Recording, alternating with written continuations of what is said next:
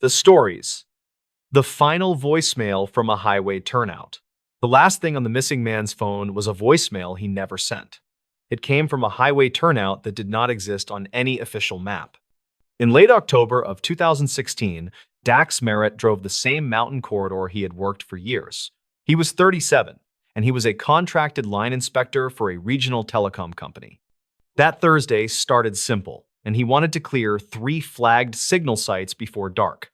The forecast was dry, the road was open, and his manager expected his report by 7. Dax left a small rental house outside a mid-sized western town and headed toward the pass. He carried a work tablet, a handheld spectrometer, and 2 spare battery packs. His company van had a dash camera, but it only saved clips when it detected hard braking. He had coffee in a steel mug and a new pair of work gloves on the passenger seat. By the time he hit the climb, he was already thinking about the last site and the warm diner off the main road. At 10:43, his phone connected to a tower near the ridgeline. The connection would matter later because it was the last clean handoff on record. Around 11, a weathered sign for a scenic turnout appeared, and the pull-off widened to gravel. Some locals called it the old switchback view, but the state never marked it as a formal stop. It was still used by hunters, tired drivers, and people who needed a quiet minute. A trucker would later tell a deputy he saw a white service van easing into that gravel. He said the driver looked like he was checking his mirrors, then stopped near the far edge. The trucker did not think much of it, because he saw that kind of thing often. He kept driving, and the van did not follow. At 12:15, Dax's manager texted about an unrelated ticket. Dax never replied. At 1:10, a coworker called, and it went to voicemail on the second ring. At 3, the manager called again and got voicemail again. By 5, the company's after-hours line had 2 missed check-ins, and a supervisor started calling State Patrol. A trooper found the van at 7:40 that night, still parked at the turnout. The keys were not in the ignition, but they were on the driver's floor mat. The work tablet was gone, and so was Dax's phone, but his mug was in the cup holder. There was no blood, no broken glass, and no obvious struggle in the gravel. The trooper photographed tire marks, then walked the edge where the turnout dropped into timber. He found nothing except a crushed cigarette butt and a small strip of black tape. Search crews came the next morning, and the timeline hardened into records and guesses. Dispatch logs showed the first call from the supervisor at 5:18. A local deputy arrived at the turnout at 8:02, then requested a drone unit. The drone footage showed steep trees, boulders, and a narrow seasonal creek. There was no clear trail, and no obvious sign of a fall. Dax's phone company produced tower data by the weekend, and it showed his phone had moved once after noon. The phone connected briefly, then dropped off the network for good. It looked like a device that lost power, or entered a dead pocket, or was turned off on purpose. Investigators noted the missing tablet too, because it carried maps and site notes. That made the case feel less like an accident and more like an intentional disappearance. On Monday, Dax's sister, Lenora Merritt, drove in from another state. She was 39, and she worked as an office manager for a clinic. She had a plain voice and a steady way of asking questions that people took seriously. She brought printed bank statements, a copy of his lease, and a folder of photos. She also brought something nobody else had yet. She had access to his voicemail account on an old family plan. Lenora said she checked it in her motel room because she needed to hear his voice. She expected routine work calls and maybe a message from a friend. Instead, she found one voicemail marked as saved with no sender listed. The timestamp showed 12:12 and the call length was 48 seconds. It was titled as if Dax had called his own mailbox, which can happen if a phone glitches during a call. Lenora played it for the deputy assigned to the family liaison role. The recording sounded like it came from inside a vehicle, with wind around a cracked window. Dax's voice was low and rushed, and it did not match the calm tone he used on work calls. He said, "If this is me later, don't laugh. Something's wrong up here. I'm at the turnout. That pull-off with the busted rail." He swallowed, then added, "There's a truck that shouldn't be here, and somebody's walking around like they're looking for me." He paused, then said, "If I hang up, it's because I can't talk, but I'm not leaving the van. I'm not leaving it. Then the voicemail ended with a click and a faint thud like a hand hitting plastic. There were no screams, no crash sounds, and no clear second voice. Still, the words were enough to change the case, because they introduced intent. It made the turnout feel less like a place Dax chose for a break and more like a place he could not escape. The deputy forwarded the file to a detective, and they treated it as potentially authentic but uncertain. They requested the raw audio and asked the carrier for routing details. The carrier confirmed the call originated from Dax's own phone number, and it was dialed to his voicemail access line. That meant Dax could have hit speed dial, or a button, or a malfunction could have done it. Either way, the call likely came from his phone while it was on the network. The detective returned to the turnout with Lenora 2 days later. He asked her to point out what Dax might have meant by the busted rail. On the far side of the gravel, an old guardrail ended in a jagged break. A section had been removed years earlier, and the posts were cut close to the ground. A casual driver would not notice, but a person who had been there before might. Near those cut posts, the detective found 2 small bits of black tape stuck to the wood. It looked like electrical tape, the kind used to wrap cables in a hurry. A lab later found faint fibers, consistent with work gloves. That did not prove anything, but it aligned with Dax being near the edge while still trying to stay close to his van. The detective asked for local traffic camera footage, but the area had only one camera far down the pass. It showed Dax's van heading uphill at 10:27. It also showed a dark pickup passing the camera 3 minutes later. The pickup's plate was unreadable, and the driver could not be seen. Still, that pickup became a shadow in the case file because it matched what Dax said: there's a truck that shouldn't be here. Investigators interviewed workers who had jobs near the pass. A road maintenance crew had been patching a shoulder that week, and their supervisor said they finished by 10. A private towing company had responded to a stranded camper earlier, but their truck was logged elsewhere at noon. A logger from a small outfit admitted he parked at the turnout sometimes, but he swore he was at lunch in town. Witness statements were thin, and everyone had a reason to be on those roads. Lenora focused on what she could control, which was Dax's habits and his gear. She asked the telecom company for his recent tickets, and she noticed one that seemed small but odd. It involved repeated interference at a site near the pass, blamed on an unknown device. Dax had written in his notes that the interference was patterned, not random. He wrote that it came and went like someone was testing a transmitter. That note pushed the detective toward a different theory. Dax worked around towers and lines, and he carried equipment that could identify illegal transmitters. Someone running a hidden setup would not want a telecom inspector asking questions. It was still speculative, but it fit the missing tablet. It also fit the strange tape by the rail, because tape like that is used by people who handle cables. The detective requested Dax's company van data, including GPS pings. The van had a basic fleet tracker that updated every 15 minutes, but only if it had signal. The tracker showed the van stopped at the turnout at 11:04. It stayed there until the trooper found it. There were no other pings, and no signs the van moved. The case stalled in the normal way, with searches that found nothing and tips that went nowhere. Then, in early November, a volunteer found a phone in the creek below the turnout. It was wedged between stones in a shallow bend, and it was coated with silt. The battery was gone, and the back panel was missing. The screen was cracked, but the serial number matched Dax's phone. The phone could not be powered on, but a forensics tech recovered fragments from the storage chip. Most of it was corrupted, yet they pulled a partial audio file that matched the voicemail. The recovered file was longer than the voicemail by about 7 seconds. That mattered because it suggested the voicemail cut off before the recording actually ended. Something happened at the end that did not get stored in the mailbox. The tech enhanced the last seconds carefully and conservatively. They did not add new sounds, but they reduced hiss and boosted the mid-range. A faint second voice emerged, not close enough to be clear, but close enough to feel present. It was a male voice, and it said something like, "Hands where I can see." Then there was that same thud, heavier this time, like the phone hit the dash. The file ended with wind noise and a soft scraping sound. That was the first time the detective felt the case shift from uncertain to sharp. If the voice was real, Dax did not wander off or fall.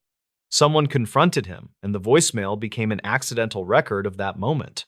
The detective asked the lab to write the report in careful language.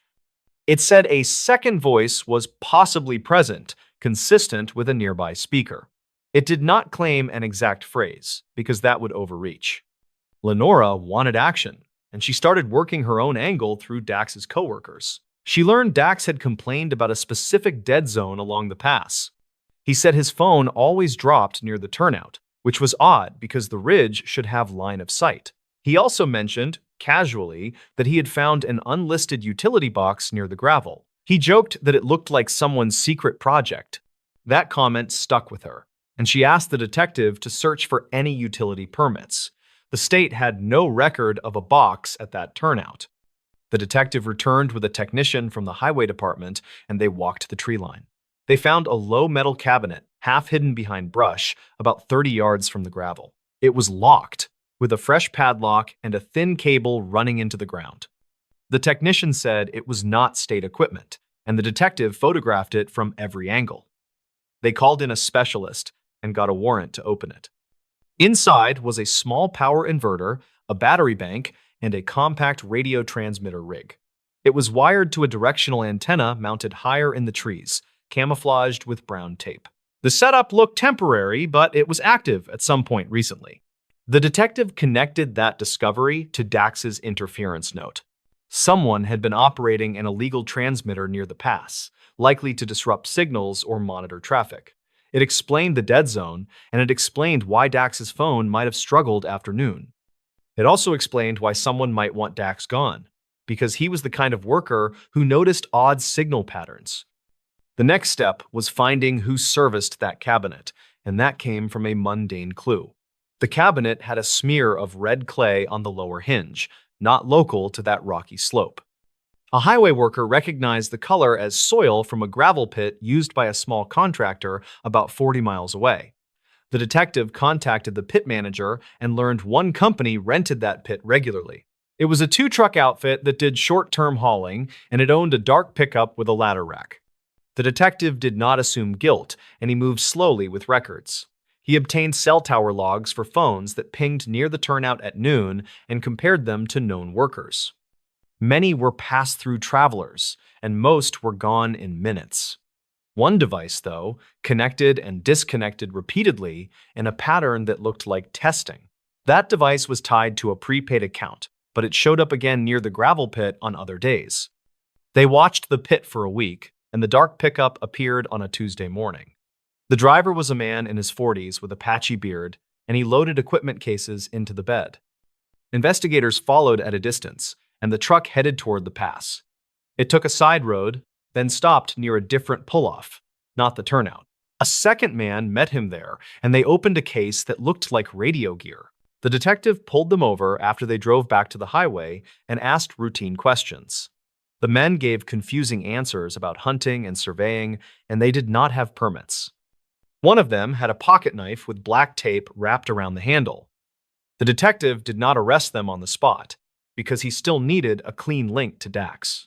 He seized the gear under an equipment violation, then pushed for a deeper search. The twist, the one that landed hardest for Lenora, came from Dax's own work tablet. It turned up in a pawn shop 2 counties away, sold for cash by a middleman. The pawnbroker said the seller claimed it was from an estate cleanout. Security footage showed the middleman clearly, and he was a low-level thief known to local police. When questioned, he admitted he bought the tablet cheap from a man with a dark pickup. He described the seller as nervous and said the man kept looking over his shoulder. Forensics on the tablet found Dax's last open file, a note he wrote at 11:59.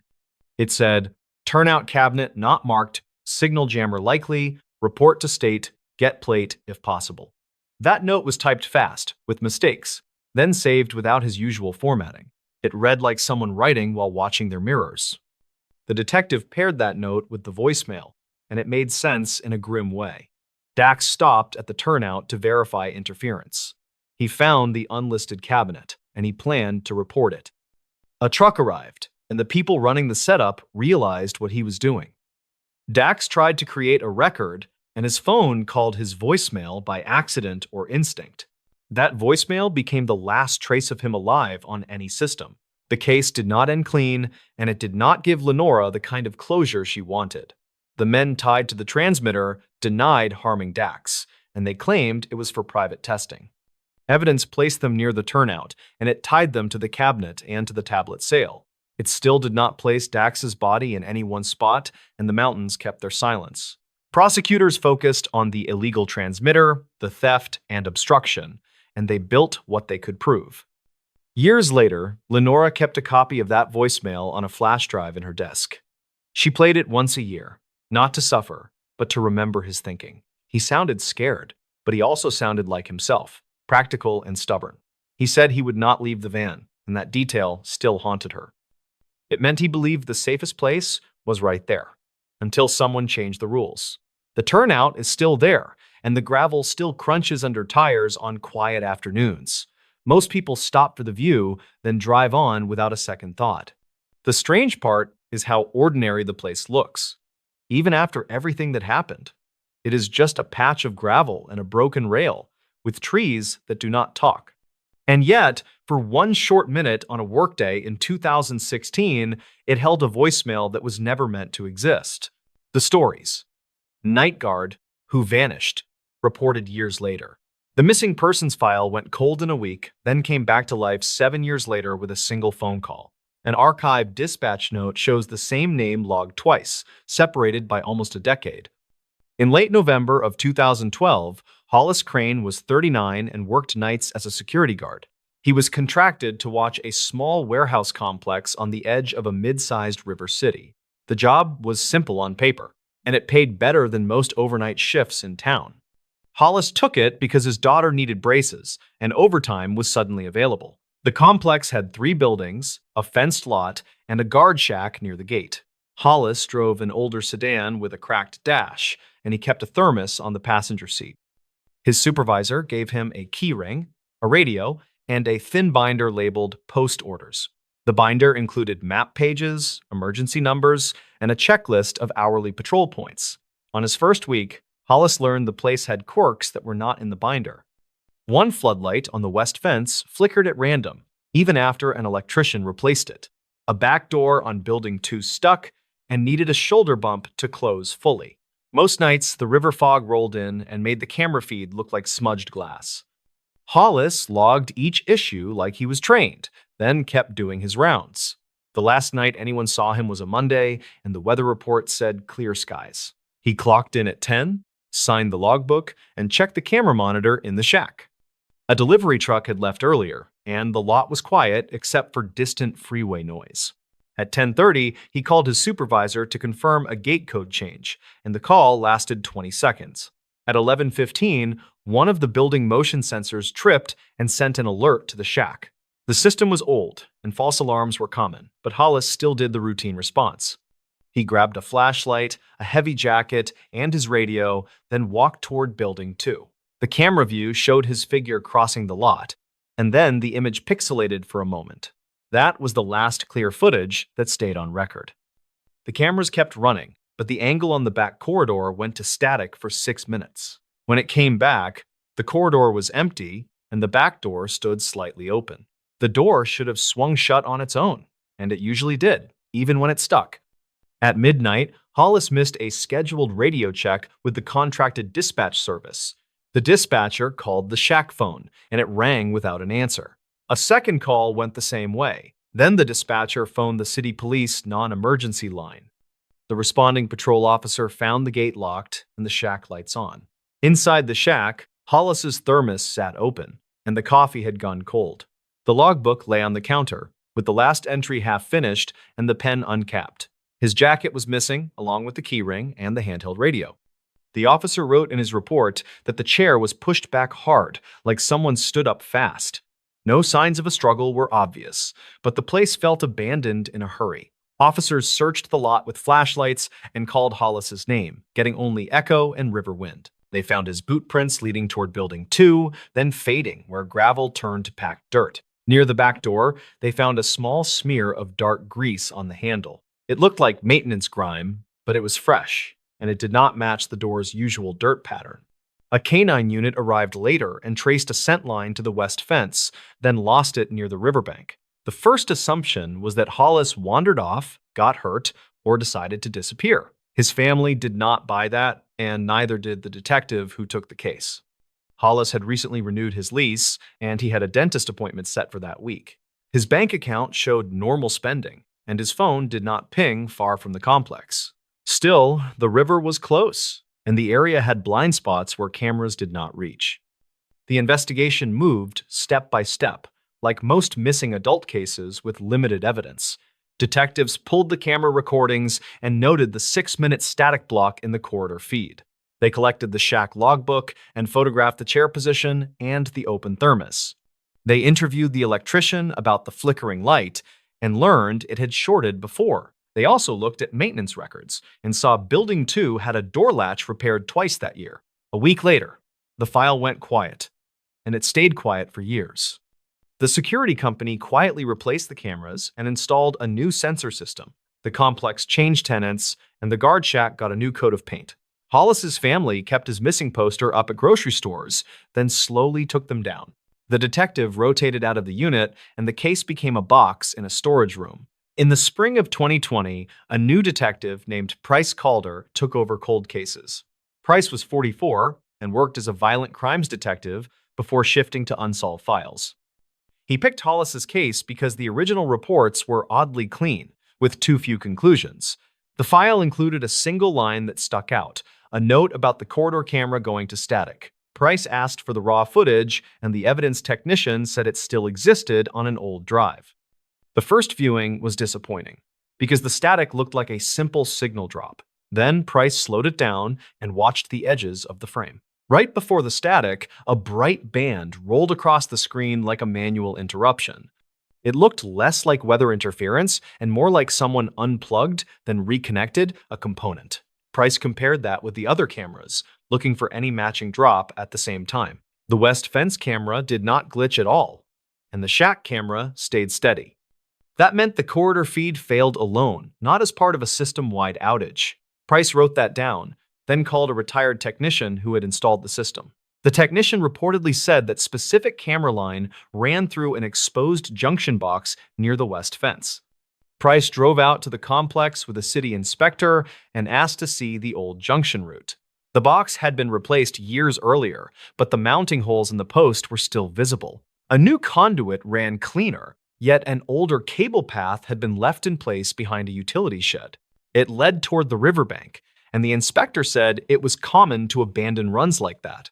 Price photographed the path and asked the current property manager about any past trespassing issues. The manager mentioned a story, and it sounded like gossip until Price pressed for details. Years back, a fisherman claimed he found a radio near the river, then lost it to police. No report existed for that recovery, at least not under Hollis's name. Price asked the manager to locate the fisherman, and the manager gave a first name and a phone number. 2 days later, Price reached the fisherman and heard a nervous pause before any answer. The fisherman said he had found a handheld radio in Reeds sometime in early December of 2012. He claimed he called the number on it, and a man answered and told him to leave it alone. That part sounded strange, because those radios did not have call numbers like cell phones. When Price asked more, the fisherman admitted he never actually called. He just showed it to someone. He said a man in a pickup offered cash for it, and he took the cash, then regretted it later. Price did not treat that as a confession, but it was a new lead that fit the junction box detail. He requested old traffic camera logs for that stretch of access road near the complex. Most footage was gone, but a few still images remained for toll and speed enforcement. One image from that week showed a pickup parked near the west fence access lane. The plate was too blurred to read, yet the truck had a distinctive ladder rack. Price checked old maintenance work orders and found a contractor had serviced floodlights that month. The contractor's truck in the paperwork had a ladder rack. The name on the invoice was a small electrical firm that had since dissolved. Price ran the owner's name and found it tied to another investigation from years earlier. It involved theft from job sites and a pattern of selling company gear for cash. Price pulled the old interview with the electrician who replaced the flickering floodlight. That electrician had said the light shorted before, and he had replaced the head twice. Price asked a modern technician to inspect the current light circuit. They found evidence of repeated tampering in the conduit, with tool marks under the protective sleeve. It was not proof of a crime, but it suggested someone had been inside that line more than once. The case stayed frustrating until a different phone call landed on Price's desk. In late September of 2020, a hospital social worker called the police tip line. She said an older man had checked in, confused and dehydrated, and he kept repeating a name. The name was Hollis Crane, and the man insisted he was Hollis, despite missing teeth and heavy weight loss. The hospital could not confirm identity, but his fingerprints were taken as part of intake. Those prints matched the missing file, and the match was confirmed by a state lab technician. Price drove to the hospital and met the man in a quiet room with a nurse present. Hollis looked older than his age, and his hands trembled when he lifted a cup. He recognized his own name, but he struggled with dates and places. When Price asked about the warehouse, Hollis stared at the wall and said, "They said I was wrong." He then asked if his daughter was still in middle school, which made the nurse look down. Over several interviews, Hollis gave fragments that Price treated as witness statements, not perfect memory. He recalled walking to Building 2, then hearing his radio crackle with a voice he did not recognize. He said the voice told him the back door was open and that he needed to check inside. That instruction did not match the dispatch service, which never gave site-specific commands. Hollis said he stepped into the corridor and someone behind him shut the door hard. He remembered a bright light in his face and a chemical smell that made his throat burn. Then he remembered being in a vehicle, hearing river water, and feeling cold air through a broken window. After that, his memories became like short clips with missing sound. He remembered being told his name was different and that he had been caught stealing. He remembered paperwork on a table and a hand guiding his fingers to sign. Hollis said he refused, and the hand slapped him, then the room went dark again. Price did not accept every piece as literal, but the pattern sounded like coercion and control. The hospital ran toxicology, and traces suggested long-term exposure to sedatives, though not definitive. A doctor noted possible head trauma and suggested his memory could be fragmented by repeated injury. Price asked Hollis about the ladder rack truck, and Hollis flinched before answering. He said he remembered a metal clang, like a ladder shifting, and a voice that whistled on certain words. Price compared that with old recordings, including the dispatch call placed by Hollis at 10:30. The call was short, but Hollis's voice had a distinct cadence, with a slight nasal edge. The voice on the missed radio check recordings was not preserved, but the dispatch service kept notes. One note said a male voice answered the shack phone once, then hung up without speaking. That had been written off as a wrong number, but Price now treated it as a signal. Price worked backward from the corridor camera static and the junction box location. He believed someone cut the camera line briefly, then used the blind spot to move Hollis. The west fence led toward the river path where the fisherman found a radio. That radio was likely dropped or tossed during the move, then bought back by someone who wanted it gone. The ladder rack truck tied the event to a contractor with access and a reason to be there. The payoff came from something small, a property tax photo archived by the county. It showed the utility shed behind the lodge-like building, taken in 2013 for assessment. In the background, the old junction post was visible, and a cable loop hung lower than code required. Price enlarged the image and saw a strip of tape around the cable, the same bright pattern used by that contractor. The tape brand was common, but the pattern matched other job site photos in an unrelated theft file. Price located a former employee of the dissolved firm, and the man agreed to talk with legal counsel present. He said his boss used to brag about teaching people a lesson when they got in his way. He also said the boss kept a storage unit where he hid tools, radios, and uniforms from past jobs. A search warrant was requested based on the totality of evidence, and a judge signed it. In the unit, officers found old security shirts, a handheld radio shell, and a binder of fake ID templates. No single item proved the full story, but together they supported a clear, plausible chain. Hollis was likely taken during that 6-minute blind spot, moved along the west fence, and forced into a vehicle. He was kept under control, pushed into a false identity, and moved between transient locations for years. He resurfaced only after his health failed, and he wandered into a hospital without resources or support. The suspect was arrested on charges related to kidnapping and identity fraud, according to later court filings. Hollis's reunion with his family did not look like a movie ending, and witnesses described it as quiet. His daughter was an adult, and she approached him slowly, like he might vanish if touched. Hollis cried when he heard her voice, and he kept saying he was sorry, even when no apology was owed. Price watched from the doorway, thinking about how a tiny camera glitch hid a life for years. Some cases do not end with certainty, but this one ended with a name returned home. The stories. Paramedic who broke protocol after the storm. The run sheet said the call never happened, but 3 witnesses remembered the ambulance anyway. The medic who signed it broke protocol, and the storm was only part of the reason. In early September of 2019, Reeve Donlin was 39 and worked as a paramedic for a county EMS service. He lived in a small river town in the Midwest, where storms tore up trees and power lines every summer. That morning, the remnants of a hurricane had drifted inland, dumping rain hard for hours. By noon, the river spilled into streets, and the dispatch center started stacking calls like plates. Reeve showed up for a 12-hour shift with dry socks, extra gloves, and a calm face. His partner, Talia Mendez, was 27 and a brand new EMT who still checked everything twice. They stocked the truck, ran their radio check, and waited in the bay with doors open. The supervisor told crews to stage on high ground and avoid floodwater. No exceptions today. Reeve nodded like always, but his eyes stayed on the weather map taped to the wall. He had worked enough storms to know the map never showed the small disasters. Their first calls were simple: a fall in a dark stairwell, a diabetic who ran out of insulin. They moved slow because debris made every street feel like a maze. Around 4:30, the radio crackled with a priority tone that made Talia sit up straight. Dispatch gave an address near the river, then stopped and corrected it to a cross street. The dispatcher's voice sounded tight, like she had been arguing with someone off mic. The notes said, "Possible trapped person, caller unsure, water rising." The supervisor came on next and repeated the standing order about not entering flood zones. Reeve keyed up and asked if fire was en route for water rescue support. The supervisor said resources were thin and crews should not self-deploy into danger. Reeve acknowledged, then stared at the tablet, reading the caller number and name.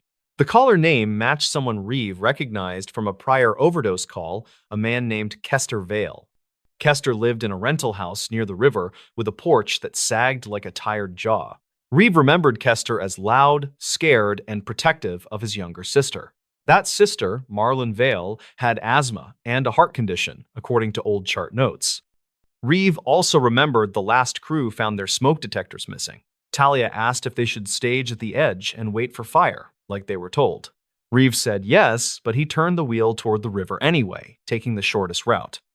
They stopped where the pavement dipped into brown water and the barricade floated sideways. A neighbor waved both arms from a driveway, yelling something that the rain swallowed. Reeve got out, boots sinking in mud, and asked where the caller was. The neighbor pointed at the Vale house, and the porch light blinked like a weak heartbeat. Water covered the front steps, and the yard looked like a shallow lake. Kester stood at a window, banging on the glass with his palm, face pale and furious. Reeve walked closer until the water reached his knees, then stopped and assessed. He could see Mrballen inside, sitting on the couch, shoulders hunched, breathing fast. Talia stayed by the truck, scanning for drifting debris and watching the water level. Reeve called fire dispatch on the radio and asked again for a rescue team. The dispatcher said units were tied up and an estimated arrival time was unknown.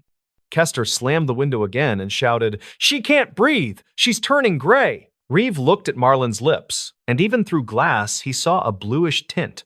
Protocol said, "Wait, do not enter moving water, do not compromise the crew for one patient." Reeve knew the rule, and he had repeated it to rookies a dozen times. He also knew asthma did not politely pause while resources got sorted. He called his supervisor and described what he saw, then asked for permission to enter. The supervisor said no and added that any entry would be considered a direct violation. Reeve ended the call and took one more look at Mrballen's posture and the panic in her eyes. He told Talia to keep the truck in place and to call for law and fire again. Talia asked if he was serious, and Reeve said, "Stay dry and keep eyes on me." Then he waded forward, one step at a time, feeling the push of water on his thighs. He reached the porch rail, grabbed it, and pulled himself to the door. Kester opened it fast, and the smell inside hit like wet carpet and old cigarettes. Reeve told Kester to move back, then stepped into ankle-deep water on the living room floor. Marlon tried to speak, but her words came out broken and thin. Reeve knelt beside her, checked her pulse, and listened to her lungs. The wheeze was tight, and her oxygen level on the finger clip was dropping fast. He reached for his kit and realized the bag was still with Talia at the truck. Reeve swore under his breath and asked Kester if they had any inhalers. Kester ran to a kitchen drawer and returned with a rescue inhaler with a cracked cap. Reeve checked the label and saw it was expired, but it was better than nothing. He coached Marlon through 2 puffs, then watched her chest keep fighting. Her breathing did not ease, and her hands started to tremble in a way Reeve did not like. He needed a nebulizer treatment and oxygen, and he needed it now. He asked Kester where the nearest high spot was, and Kester pointed toward a back window. Behind the house, the ground rose slightly, but the walkway was narrow and clogged with branches. Reeve decided to move Marlon out, even if it meant carrying her through water. He called to Talia through the open door, and his voice sounded small in the rain. Talia ran closer with the jump bag and the oxygen kit held over her head. She stopped at the waterline and looked at Reeve like she wanted to argue. Reeve told her to stay at the edge and hand him what he asked for. Talia slid the oxygen tubing and mask across the porch rail like a lifeline. Reeve put the mask on Marlon, opened the valve, and watched her shoulders loosen slightly. He set up the nebulizer with albuterol, hands steady even as water bumped his knees. Marlon's eyes stayed locked on him, desperate and trusting in a way that felt heavy. Kester hovered close, asking if she was dying, and Reeve told him to help by staying quiet. The treatment ran, and the wheeze softened, but it did not clear the way Reeve expected. That was when Reeve noticed bruising on Marlon's neck, faint fingerprints under damp hair. He did not react outwardly, but his mind filed it away with a cold click. He asked Marlon what happened before the breathing got bad, and she glanced at Kester first. Marlon said, "I slipped," then looked down, then added, "I fell in the hallway." Reeve asked where, and Marlon pointed toward a door that led to the back room. Reeve told Kester to keep holding the oxygen, then moved toward the back room carefully. He opened the door and saw a mattress on the floor, a space heater, and a chain lock on the inside. The chain lock was mounted high, like it was meant to keep someone in, not keep someone out. There was also a phone on the mattress with a cracked screen, and it was powered off. Reeve stood still, hearing the rain outside, and felt the call shift in his gut. He returned to Marlon and asked if she had called 911 herself. Marlon shook her head, then nodded, then said, "I tried, but it wouldn't work." Kester cut in and said the cell towers were down, and that was why he called from a neighbor. Reeve asked the neighbor's name, and Kester hesitated before answering. Talia caught that hesitation, and her eyes flicked to Reeve with a silent question. Marlon's breathing improved enough to move, so Reeve chose the back window exit. He and Kester carried her together, Reeve supporting her shoulders and Kester lifting her legs. They stepped into water again, pushing through branches, and Reeve kept talking to Marlon steadily. Talia followed along the higher edge, keeping oxygen flowing, watching for slips. They reached the small rise behind the house, where the mud was thick but not submerged. Reeve radioed that they had a patient and needed a clear route to transport. The supervisor replied with a clipped tone, asking why the crew entered the flood zone. Reeve said, "Patient was failing, no rescue resources available," and kept his voice controlled. The supervisor told them to return to staging and wait for fire to assist extraction. Reeve looked at Marlon, saw her lips still tinted, and decided he was done waiting. He loaded Marlon onto the stretcher on the high ground, then angled it toward a neighbor's driveway. The driveway sloped upward to dry pavement, and it was passable if they moved fast. They rolled the stretcher, wheels bouncing, while Kester ran ahead, clearing branches. Talia stayed near the head of the stretcher, keeping the mask sealed, face tense and focused. They got Marlon into the ambulance and started toward the hospital without lights to avoid debris panic. On the way, Reeve documented everything out loud, so the dash audio captured it.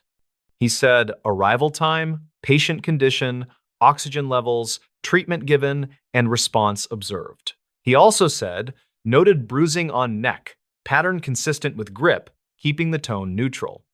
Talia stared at him, surprised, then looked back to Marlon, who had drifted into shallow sleep. Reeve called the receiving hospital and gave a report, including the bruising and the locked room. At the hospital, staff moved Marlon into a bay, placed monitors, and started additional breathing support. A nurse asked Kester to wait outside, and Kester argued until security stepped in. Reeve watched Kester's eyes, calculating and angry, then watched him step back too quickly. Talia whispered, "That didn't feel right," and Reeve nodded without looking at her. He finished the electronic chart, then paused at the signature line. Protocol violation meant the chart would draw attention, and attention meant questions about the house. Reeve had a choice, and he made it in a quiet, uncomfortable way. He entered the call as a different location, the dry driveway, not the flooded home. He left out the chain lock detail, and he described the bruising as possible injury from fall. Talia saw the entries and asked why he was softening it, and Reeve said, "Trust me for now." Back at the station, the supervisor called Reeve into an office and shut the door. He said the crew had endangered themselves and the truck, and the county could face liability. Reeve did not argue about the water, because the facts were the facts. He said the patient would have died if they waited, and he meant it. The supervisor said the run sheet looked clean enough, then asked who told Reeve about the address. That question landed wrong, like the supervisor cared more about blame than care. Reeve said dispatch gave it, and the supervisor said dispatch records were being audited. He warned Reeve not to freelance during a declared emergency, then dismissed him with a cold stare. Outside, Talia waited, and she asked if they were fired. Reeve told her no, but he said they needed to keep their own notes. Reeve went home and opened a notebook he kept for odd calls, writing the timeline carefully. He wrote the door chain detail, the powered-off phone, and Kester's hesitation about the neighbor. He also wrote that the supervisor seemed too eager for the chart to look tidy. The next day, he called an old friend who worked in hospital administration off the record. The friend said Marlon was stable, but she asked to speak to someone without family present. That was when the story cracked open into something larger than a storm call. According to a nurse statement later filed, Marlon said Kester had been keeping her inside.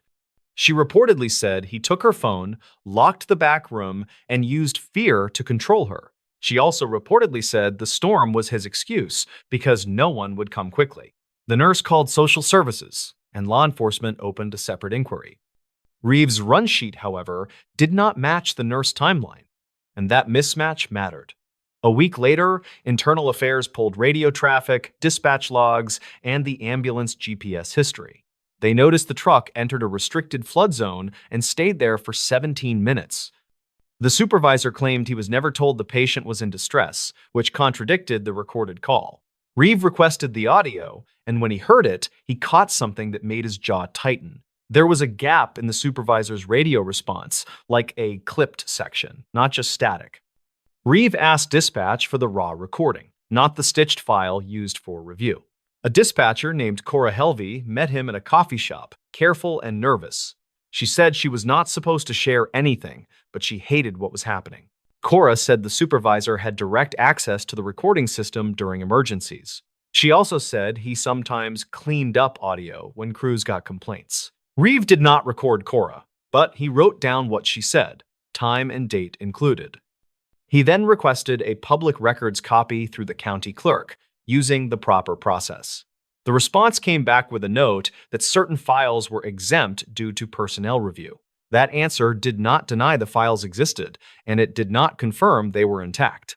Reeve kept pushing, not loudly, but steadily, the way he handled stubborn insurance forms.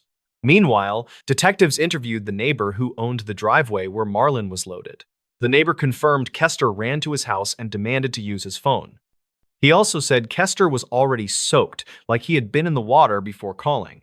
The neighbor said he heard shouting inside the Vale house earlier, before the worst rain. Those details showed up in witness statements, and they lined up with what Reeve suspected. The twist came from something small, and it came from Talia's attention to details. She remembered the cracked inhaler Kester handed over, and she remembered the pharmacy label. The label had Marlon's name, but it had a refill date from 2 months earlier. That meant Marlon had not been cut off from care, at least not entirely. It also meant someone was controlling her access in a way that looked normal on paper. Talia visited the pharmacy after her shift and spoke to a technician she knew from school. The technician said Kester picked up Marlon's meds most months, and he signed for them himself. He also asked for her records once, claiming insurance problems after a storm claim denial. That detail sounded like nothing, until Reeve connected it to his own job history. Reeve had inspected a roof on Kester's street the previous year and denied part of a claim. Reeve pulled his old claim notes and found a photo of the Vale house from that earlier visit. In the photo, the back window had bars that were not in the neighborhood norm. The report also mentioned smoke detectors missing, which could be another control tactic. Reeve realized Kester might have recognized him, then used the storm chaos to create leverage. The flood zone was not just danger, it was cover for a staged crisis. Reeve brought that information to detectives, along with his notebook and the official run sheet. He admitted he altered the chart, and he explained why he thought it mattered for safety. He said he feared the supervisor would bury the locked room detail, and he was partly right. Detectives requested the ambulance dash audio, and the unedited file included his spoken notes. That audio captured the bruising observation clearly, and it matched the timestamps. When the county finally released the raw radio file under legal pressure, the gap was obvious. Experts later said it looked like a manual edit, not a transmission drop. The supervisor was placed on leave, then later resigned before a formal hearing concluded. No one publicly called it a cover-up, but the paperwork language was careful and pointed. Reeve was disciplined for the protocol breach, but he kept his license after review. Kester was charged in a separate case, based on Marlon's statements and corroborating evidence. The storm did not cause the bruises, and it did not install a chain lock on a bedroom. Reeve's choice to enter the water was still a violation, and he accepted that fact. But his larger break from protocol was quieter, the choice to keep notes beyond the system. Those notes helped unwind what the storm tried to hide. Months later, Reeve returned to that same river road on a dry afternoon. The Vale house looked smaller in daylight, and the porch rail had been replaced. Reeve did not go up to the door, and he did not need to. He sat in his truck for a minute, then drove away, thinking about rules and reality. In the end, the storm was loud, but the real danger was the silence people edited in. The stories. The final body cam clip from a night patrol. The final body cam clip lasts 47 seconds, and it ends with a calm voice saying, "Copy, I see it now." That line was never meant to be public, and it was almost erased from the record. Tamsin Crow was 32, and she worked nights as a deputy in a rural county with long, empty roads. She liked the shift because it stayed predictable, and predictable meant everyone usually went home. On a cold week in late fall, she had one simple goal for that night: finish reports early. Her partner was supposed to ride along, but he called out sick right before briefing ended. The county seat was a small place with one diner, one gas station, and a river that cut through scrubland. Dispatch warned about deer strikes, then mentioned a broken gate near an old service road by the water. It sounded like nothing, but the service road led to a fenced maintenance yard with county equipment. Tamsin said, "I will check it," and rolled out with her heater rattling and her body cam blinking. She reached the gate a little after midnight, and her headlights washed over a chain hanging loose. The padlock was still there, but the shackle looked twisted, as if someone forced it open. Tamsin stepped out, clicked on her flashlight, and called the yard number on her radio. Dispatch answered fast, and said the yard supervisor was not on call tonight and nobody should be inside. The place smelled like wet dirt and diesel, and the gravel made her footsteps too loud. She walked the fence line, then saw fresh tire tracks that cut in from the road and turned deep inside. They were not county truck treads, and they looked narrower, like a private pickup with worn tires. Tamsin raised her light, and her beam landed on a portable fuel tank sitting near a shed door. That tank was supposed to be chained, and she knew that because she had been here last month. She checked the latch, then noticed the shed door was not shut all the way, just resting. A low clicking sound came from inside, like a cheap plastic switch being tapped over and over. Tamsin called out, "County Sheriff, come out now!" And her voice sounded steady in her own ears. Nobody answered, but the clicking stopped, and the air seemed to hold still for a moment. Then her radio popped with a soft burst of static, and dispatch asked if she had said something. Tamsin said she was checking a possible break-in, and dispatch told her to stay safe. She took one step closer, pushed the door open with her boot, and the smell inside hit hard. It was a sharp chemical scent mixed with old oil, like someone spilled cleaner on a mechanic floor. Her flashlight found shelving, spare cones, and a desk with papers scattered like they were swept aside. On the desk sat a small handheld radio, turned on with its volume knob twisted to a harsh level. The clicking sound had been its scan button, and somebody had been listening for her approach. Tamsin backed out, and she did not try to be brave about it. She just got distance. She moved to cover behind a loader tire, and she told dispatch to send a second unit. Dispatch said the nearest unit was 20 minutes out because a crash call tied up the highway crew. Tamsin said, "I will hold and watch," and she kept her eyes on the shed door. A minute later, a vehicle started somewhere deeper in the yard, and its engine turned over twice. Headlights came on behind a stack of culvert pipes, then shut off again like the driver reconsidered. Tamsin angled her body cam toward the sound, and she whispered, "I hear a vehicle moving." Dispatch asked for a description, and she said she could not see it clearly yet. The yard was quiet again, but her gut told her somebody was watching her from the dark. She scanned the fence line and noticed a section where weeds were flattened in a clean path. It looked like someone had crossed there more than once, and it led down toward the riverbank. Tamsin thought about the fuel tank, the radio, and the tire tracks, and she chose the river path. She moved slow and kept her light low, and the camera caught more shadow than detail. At the river edge, she found a small aluminum skiff pulled into the reeds, still wet on the seats. A coil of rope lay inside, and a waterproof case sat open, with foam cutouts for electronics. That case was the kind search teams used, but the sticker on it was peeled away on purpose. Tamsin took out her phone, snapped photos, and spoke the time out loud for the recording. Her radio crackled again, and this time the voice was not dispatch, it was a deputy voice.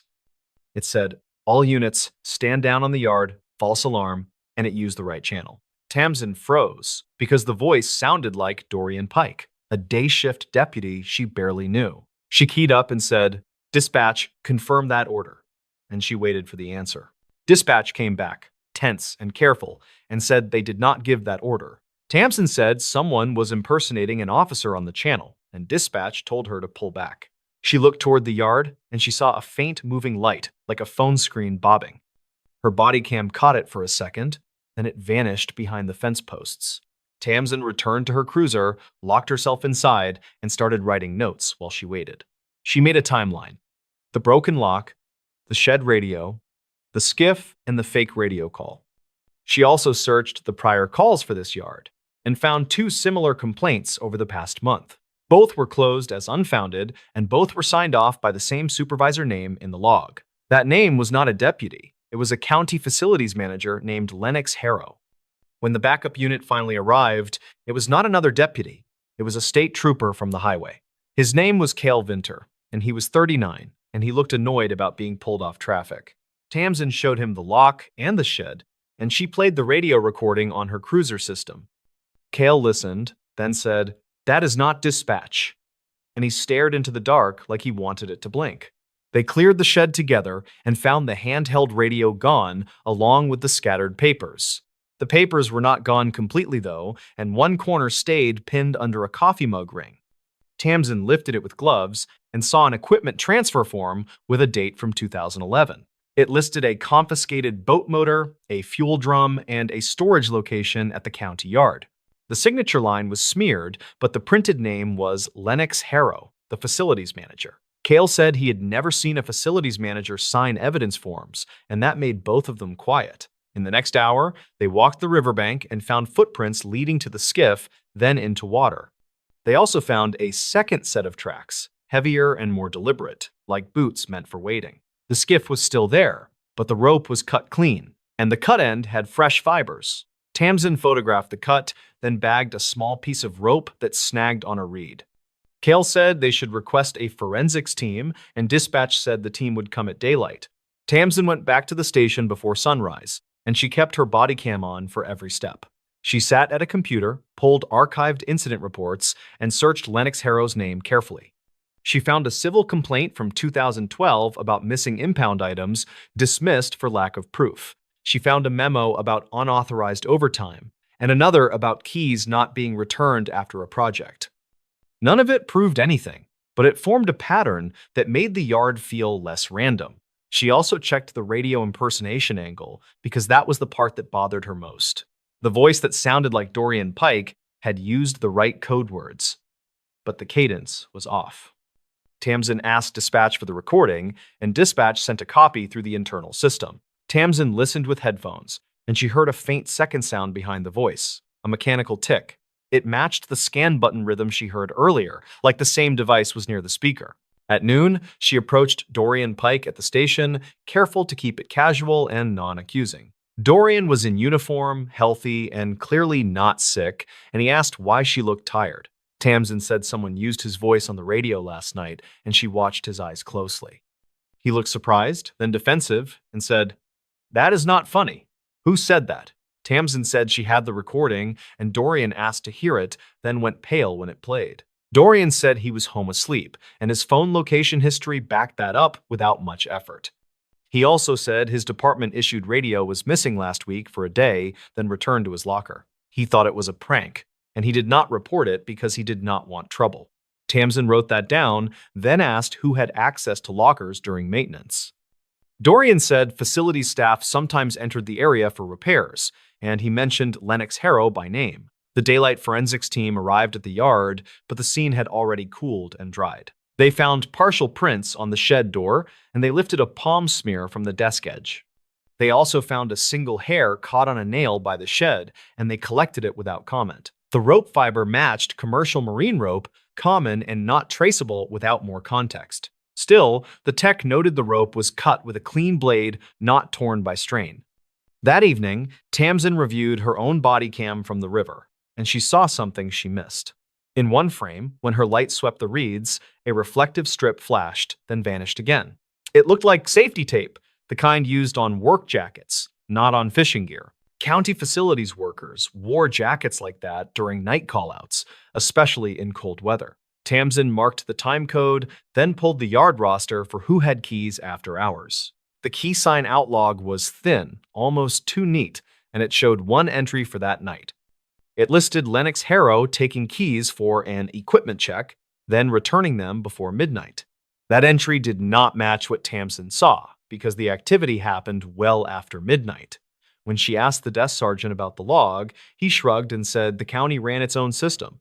That answer felt like a wall, and she could tell the wall was not made of paperwork. Tamsin decided to interview the yard supervisor anyway, a gravel-voiced man named Orson Ked. Orson was 50, worked maintenance for decades, and spoke like every word cost him time.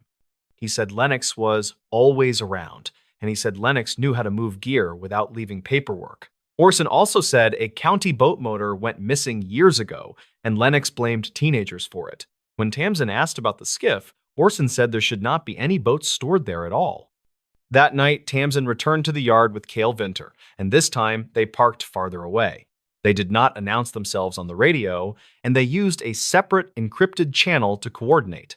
They watched from a low hill, and they waited past midnight, letting the cold settle into their gloves.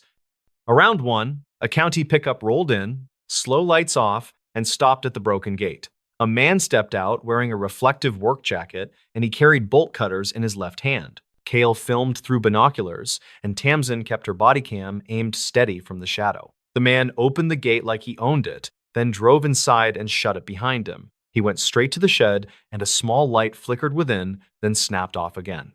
A minute later, the man walked toward the river path, carrying the same waterproof case. Tamsin and Cale moved, staying low, and they followed at a distance that kept them unseen. At the reeds, the man knelt by the skiff, and he lifted the floor panel like he knew the latch. He pulled out a compact radio scanner and a second handheld police radio with its antenna removed. He placed them in the case, then reached for the rope, but paused as if he heard something. Tamsin stepped forward, lit him up with her flashlight, and said, "Hands where I can see them." The man flinched, then tried to smile, and the smile did not reach his eyes. It was Lennox Harrow, mid-40s, clean-shaven, and wearing county patches on his sleeves. He said, "This is a misunderstanding," and he glanced toward the water like he hoped it could help. Cale came in from the side, identified himself, and ordered Lennox to the ground. Lennox hesitated, then complied, but his hands trembled the way guilty hands often did. Tamsin cuffed him, then asked why he had a police radio and why he mimicked a deputy voice. Lennox said he found the radio in the shed weeks ago, and he claimed he kept it for safety. Tamsin did not argue. She just asked what was inside the skiff and why it was hidden. Lennox said it was county property, and he said he was moving it to prevent theft. Cale opened the case, and the contents told a different story, including a seal bag with cash inside. There was also a small hard drive labeled with tape and marked with a date in 2011.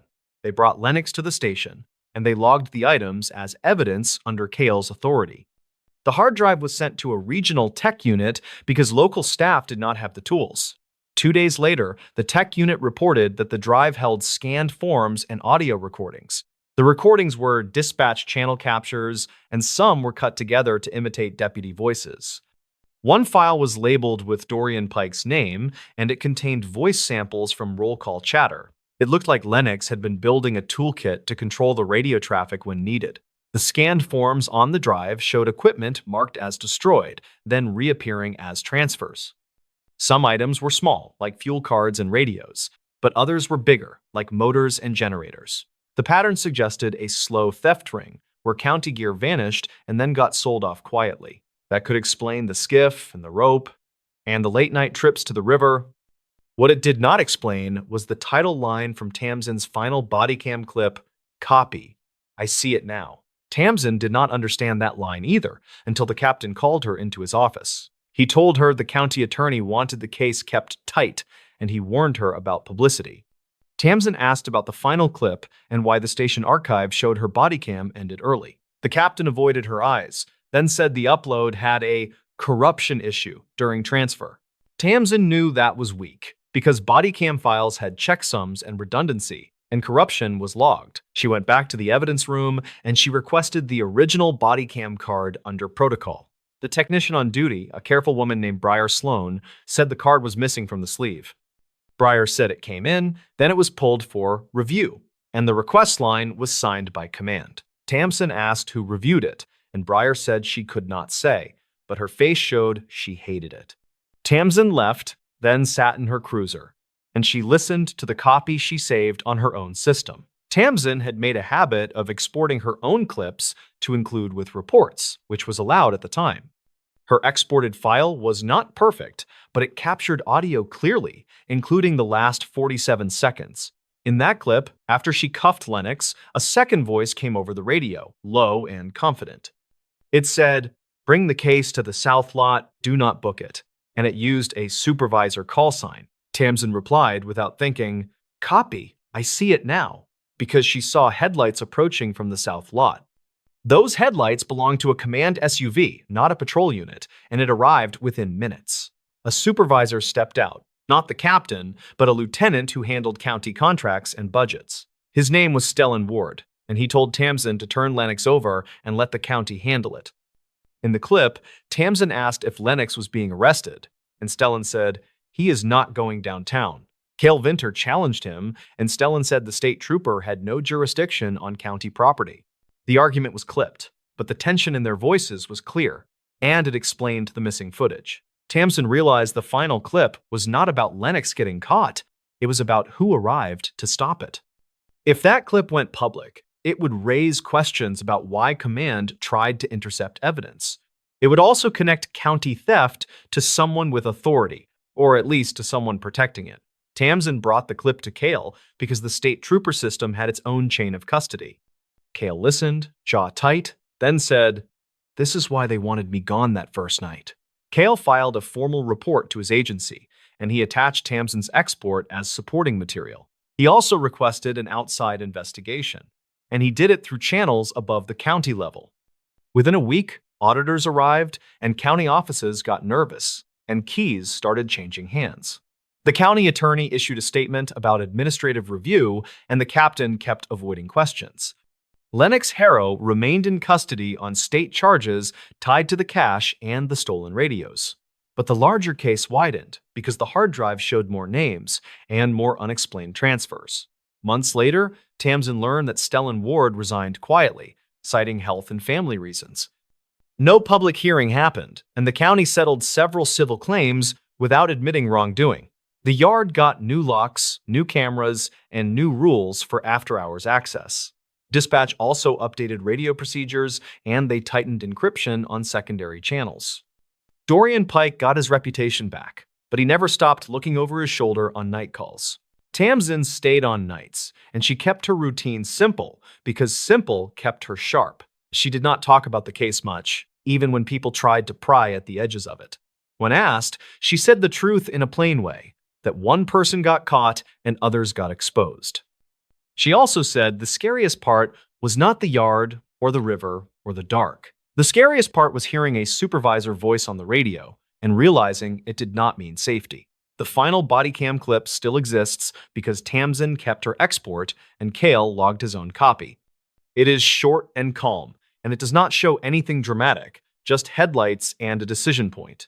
It ends with Tamsin saying, "Copy, I see it now," and then the file cuts to silence. Some nights, she thought about how close that silence came to swallowing the whole story. Then she checked her gear, started her cruiser, and drove the same roads with her eyes open. The stories. The bus driver who turned back years later. The route ended early, and the radio kept talking after the bus went silent. Years later, the same driver returned to the last stop and found out why. Dorian Klein was 44 and worked weekday mornings for a regional transit contractor. He drove a long commuter loop through timber towns, then back toward the highway. That Tuesday started like any other, with coffee in a paper cup and a schedule clipped to plastic. He planned to finish the loop, fuel up, and be home before dark.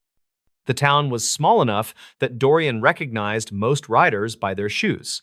A nurse with squeaky clogs, a mill worker with orange earplugs, a student with a sketchbook.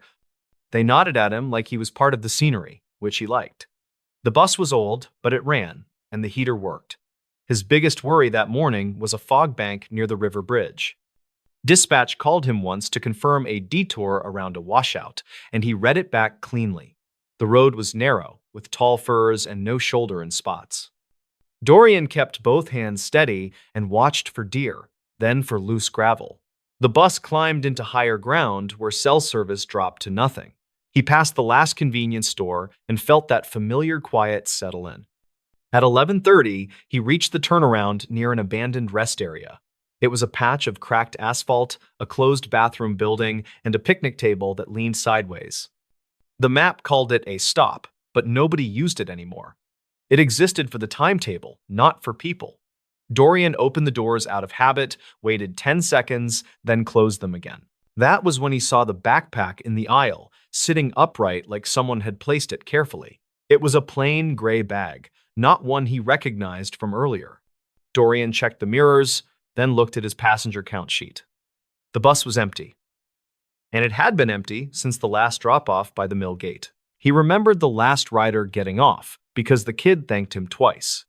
Dorian walked back and touched the backpack with 2 fingers, like it might be hot. It was heavier than it looked, and something inside clinked softly. He set it on the front seat, then keyed the radio. He told dispatch there was a lost bag and asked if anyone had called in. Dispatch said nobody had reported anything yet and told him to bring it to the depot. He should have just turned around, but he noticed a smell when he lifted it again. It was sharp, like pool cleaner, mixed with something sweet and wrong. Dorian hesitated, then unzipped the top a few inches. Inside was a plastic bottle with a rag stuffed into the neck and a second bottle taped to it. There were also matchbooks and a folded paper with a hand-drawn diagram. Dorian zipped it shut fast, and his throat went dry. He backed away and stared at the bag like it could move. He keyed the radio again, and this time his voice came out thin. He told dispatch the bag looked dangerous, and he needed instructions right now. Dispatch asked what kind of dangerous, and Dorian said he did not want to describe it over an open channel. Dispatch told him to pull off the route and wait for law enforcement. Dorian said there was nowhere safe to pull off, and the rest area was closed. Dispatch told him to stay put, doors locked, and keep the radio open. Dorian did what he was told and tried not to look at the backpack. He turned off the engine to save fuel, then turned it back on because the quiet made his ears ring. Fog rolled between the trees, and the rest area sign creaked in the wind. He watched the road in the mirror, expecting headlights, but the road stayed empty. After 10 minutes, the radio crackled, then went dead for a moment. Dorian thought he heard someone breathing on the line, then a click, then silence again. He pressed the talk button and asked dispatch to confirm. Dispatch answered, but the reply sounded delayed, like the words were coming through water.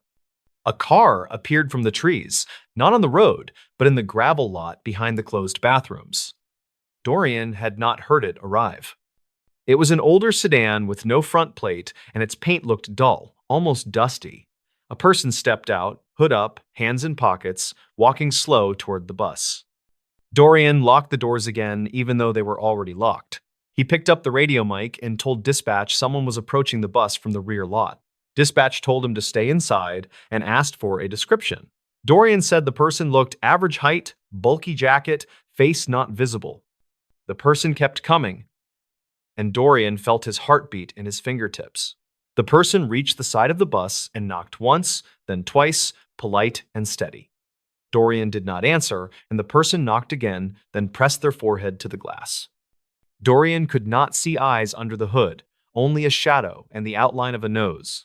The person pointed at the backpack on the front seat, then made a slow, twisting motion with their hand, like turning a key. Dorian shook his head hard, then mouthed no, and backed away.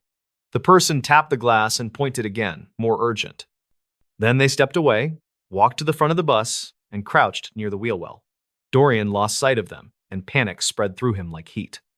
He told dispatch the person was at the front of the bus, and then the engine coughed. The dashboard lights flickered, and the bus shuddered as if someone had tugged a cable. Dorian reached for the door switch to force the doors open, thinking he might run, but the switch did nothing. He tried the emergency lever, and it stuck halfway. The bus horn blared once without his hands on it, loud and sudden, then went quiet. Dorian heard a metallic scrape under the floor, near the front axle. He grabbed the fire extinguisher and held it like a bat. He kept his eyes on the windshield, waiting for the hooded person to reappear. Instead, he saw the sedan roll slowly into view, now on the road, moving away. The hooded person was behind the wheel, and the car picked up speed as it disappeared into fog. The bus sat there, trembling, and Dorian realized the backpack was still on the seat. He also realized dispatch had stopped talking. He pressed the mic and shouted, asking if anyone was on the line. The radio gave only a hiss, then a broken fragment of speech, like a recording clipped mid-sentence. Dorian sat down hard and tried to breathe through his nose. He stared at the backpack and wondered if the person had tried to disable the bus to get it back. A state trooper arrived almost 40 minutes later, lights flashing through the fog. Another unit came behind, and then a county deputy. Dorian watched them approach with caution, hands visible, weapons low, but ready. They ordered him out, moved him away from the bus, and asked him to sit on the asphalt with his hands on his knees. His legs shook so badly he could not stand straight. The trooper entered the bus with gloves on and carried the backpack out like it was alive. The deputy asked Dorian to repeat everything, and Dorian did, word by word. He told them about the smell, the diagram, the hooded person, the strange radio delay. He told them he had not touched anything after the first unzip. The deputy nodded, but his eyes stayed flat. They shut the road down for hours and brought in a specialist from another county. Dorian saw them place the backpack in a thick container and load it into a truck. They never told him exactly what it was, only that he did the right thing. The rest area stayed closed, and his route was canceled for the day. Dorian went home and sat in his kitchen until dawn, still hearing the knock in his head. He returned to work 2 days later, then quit before the month ended. He told people he could not handle the mountain roads anymore, and that was mostly true. He found a job as a freight dispatcher, where the worst thing that happened was a missed pickup. The bus company replaced him, and the route kept running, but Dorian avoided that highway like it was cursed. Time did what it always does, and the story turned into a rumor. Some people claimed it was a bomb. Others said it was drugs. Others said it was nothing. Dorian never corrected anyone because he did not have proof, only memory. He tried to file an information request once, but the response came back thin and redacted. After a while, he stopped trying. In the summer of 2023, Dorian got a letter with the county seal on it. It was brief and careful, inviting him to speak with an investigator about the old incident. The name on the letter was not a detective name, but an analyst, someone who worked cold files and archived records. Dorian almost threw it away, but curiosity won. The meeting took place in a plain office behind the courthouse with bad carpet and fluorescent lights. The analyst was a woman in her 50s named Maris Velton. She had wireframe glasses and a calm voice that never rose. She did not act like someone chasing headlines, more like someone cleaning up an old mess. Maris asked Dorian to tell the story again, and he did. She listened without interrupting, writing notes in neat block letters. When he finished, she nodded once and slid a folder across the table. Inside were photocopies of dispatch logs, a grainy still frame from a bus camera, and a map printout with circles drawn in pen. Dorian looked at the still frame first, and his stomach tightened. It showed the hooded person by the glass, head tilted, finger pointing toward the front seat. The camera timestamp read 11:37, and the image was clearer than Dorian expected. The person wore gloves, and the hood shadowed the face, but the shape of the jacket was distinct. Dorian recognized the bulk at the shoulders, like thick padding. Maris tapped the dispatch logs with her finger and said the radio delay was real. The audio had been recorded at the dispatch center, and the waveform showed dropouts. The recording also contained an odd segment, a brief voice that was not dispatch. It sounded like a man, speaking low, saying, "Turn the key and come back." Dorian felt his skin prickle because that was the exact gesture the hooded person made. He asked Maris who said it, and she said they did not know. The channel was supposed to be secure, but on that stretch, it could be reached by a strong enough handheld. Maris said the voice might have been close to the bus, using the terrain to push signal. Maris then showed him the map and asked if he had ever looked behind the rest area bathrooms. Dorian said he saw the sedan back there and nothing else. Maris said deputies searched the area that day, but their search was limited by fog and time. She said a new search had been done recently, after a forestry crew found something odd during brush clearing. Dorian asked what they found, and Maris paused before answering. She said they found a shallow cache, wrapped in tarp, buried under old gravel. Inside were several items, including bus schedules, matchbooks, and a set of gloves with rubberized palms. There was also a small notebook with a hand-drawn diagram that matched Dorian's description. Dorian swallowed and asked why this was coming up now. Maris said the notebook included dates and route numbers that continued beyond the day Dorian stopped driving. It looked like planning for later attempts that never happened. Maris said the person might have been practicing or waiting for a better opportunity. The sudden stop may have forced them to abandon the cache. Dorian asked if they ever identified the person, and Maris said they had a lead, but it was incomplete. She said a traffic camera on the highway caught the sedan later that day, but the plate was unreadable. However, a repair shop invoice had surfaced years later, connected to a similar car with a cracked headlight. The customer used cash and a false name, but the shop kept a copy of a handwritten note. Maris slid another photocopy across the table. It was a short note, written in sloppy print, asking for a quick fix and a return pickup at the old rest area. At the bottom was a signature that looked like two initials, then a last name.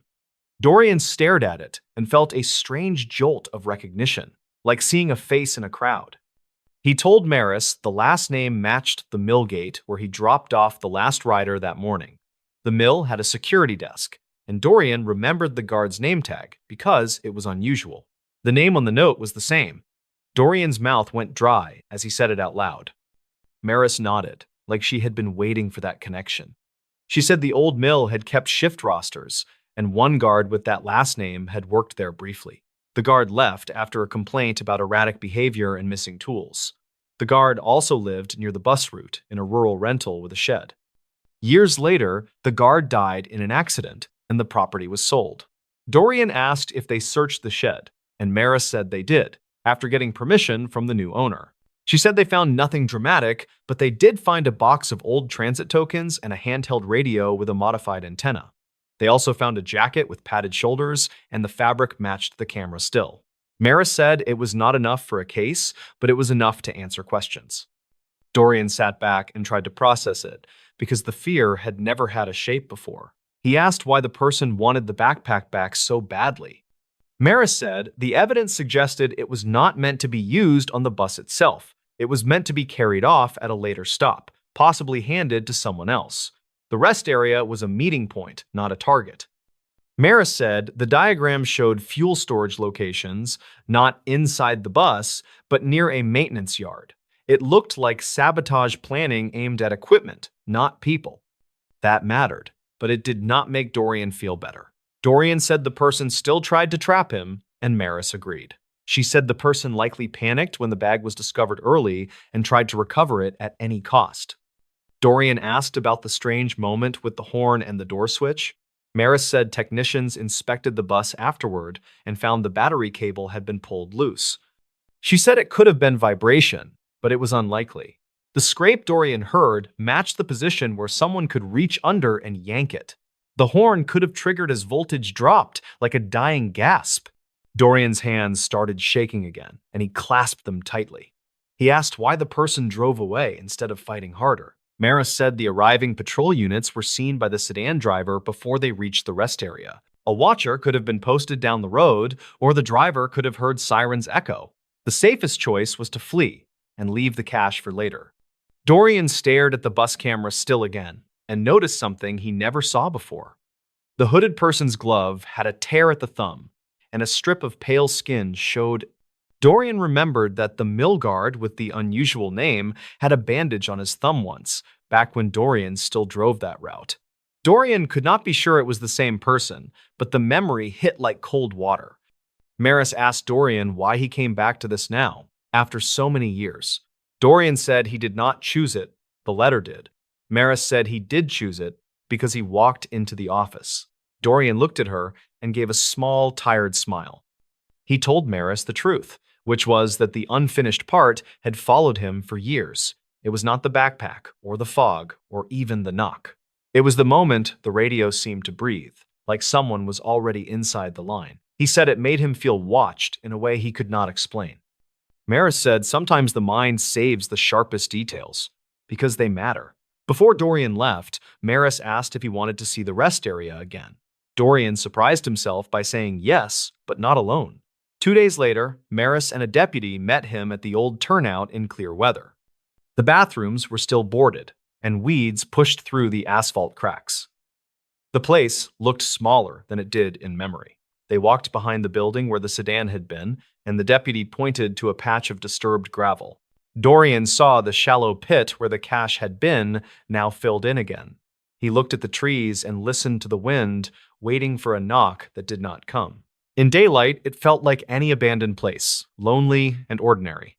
Maris showed him the exact spot where the bus had parked, marked by a faded paint line. She asked him to stand there and look at the road, and Dorian did. He imagined the hooded figure, the radio hiss, the dead channel. He imagined the moment he chose to unzip the bag and the moment he chose to zip it back up. Dorian realized that small choices were the whole story. If he had ignored the bag, it might have been carried off later. If he had opened it fully, something could have spilled or sparked. If he had opened the doors to speak with the hooded person, the person might have gotten inside. The route could have ended in a different kind of silence.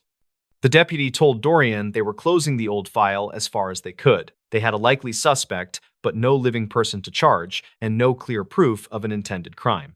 The evidence would be preserved, and the maintenance yards had new security measures now. Dorian nodded, because that was as close to an ending as reality often gave. On the drive back, Dorian watched the trees slide past and felt his shoulders relax for the first time in years. The fear did not vanish, but it shrank into something he could carry without dropping everything else. He had come back, and the place did not swallow him. He had faced the last stop, and it stayed quiet. That night, Dorian slept with the window cracked, and the cold air felt clean. He still dreamed of the knock sometimes, but now the dream had edges. It was no longer a faceless force in fog, it was a person making desperate choices. Dorian did not forgive that person, but he finally understood the shape of it. The next morning, Dorian drove to work in his own car and merged onto the highway without flinching. He watched a city bus pull into a stop and open its doors, ordinary and loud. For a moment, he imagined the driver inside. doing the job, trusting the schedule, trusting the radio. Dorian hoped that driver never had to turn back years later, just to learn why.